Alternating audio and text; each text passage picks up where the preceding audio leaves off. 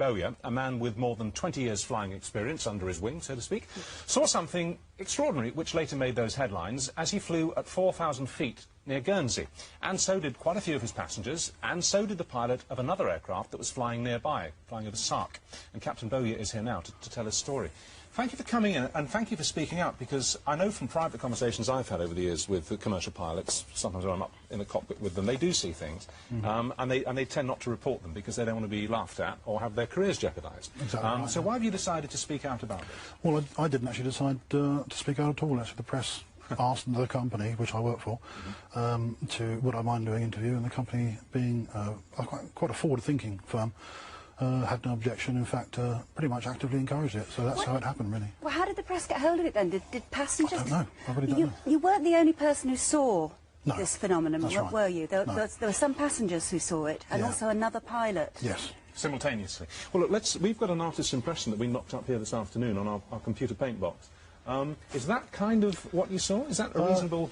No. Oh, well, it's the best we did. Oh, be honest, yeah. Well, hold that picture. Well, you describe it to us. Well, it was a brilliant yellow object. The brightness you've got there, about two-thirds from left to right, it was a graphite grey section, if you want to call it a fuselage. We don't know yet what it was. We're looking into it. And how big was it? Difficult to say once again, but I saw it from 50 miles away. So any object from 50 miles away must have been fairly enormous. What, about a mile long? It's possible, yeah. Did it move at all? It probably didn't move, but I had the great opportunity the other day from Jersey Air Traffic Control visiting their radar room, and some interesting traces, let's put it that way, from the radar Really? indicate that there's a possibility that they did pick up on, from both Guernsey and Jersey radar, traces, spurious traces they call, for around about 55 minutes. How long did you see it for? I saw it in total for 12 minutes. Can I show you a picture? This is, I'm sure you've seen this picture. It's of lenticular clouds, a very rare but known formation. This was taken some years ago. Could it have been something like that? Could it have been some very, very strangely formed cloud, do you think? No. Well, I think highly unlikely. I've seen lots of lenticularis in my time, but just doesn't look like a cloud. Well, you've seen a lot of clouds over the last I also few had years. the opportunity of looking at these objects, there were two of them, through binoculars, 10 times magnification, and in my view, a very definite object inside controlled airspace, which shouldn't have been there.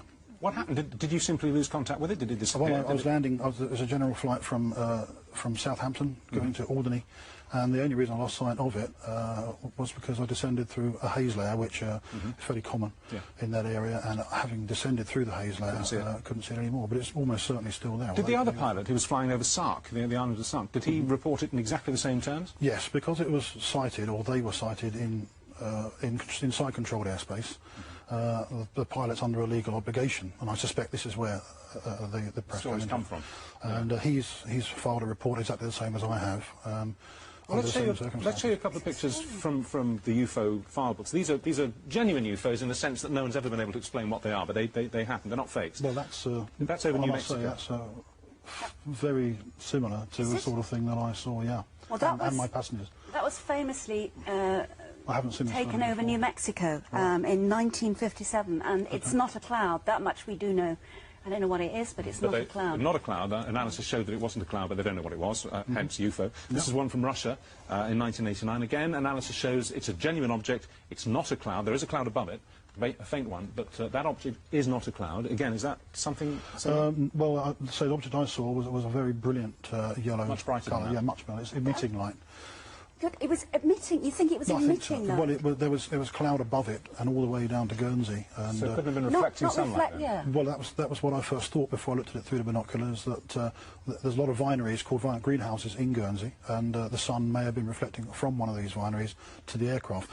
You often see them in France as well, on the way down to Channel Islands, and because the aircraft moves position and these reflections are fixed in place, they often disappear. They always disappear. This one didn't disappear; it just stayed stationary. If you had to take an instinctive guess, and I'm saying it's guess, so I'm not asking for professionals, because how could you possibly know? Would you say that it was something of this planet or something from outer space? Extremely difficult. I mean, I think a few years ago you interviewed Dr. David Clark on a very similar sort of thing. He did, yeah. About 4 years ago. I spoke to him today. He's in charge of a team that's looking into this at the moment.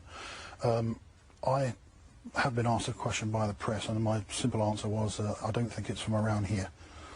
I can't speculate any further than that. But there is some information which is now being looked at, and hopefully better come back one day and give you an answer to this. But at the moment, it's an unknown. When you fly now, I mean, do you have a sort of slightly heightened awareness of what may be going on around you?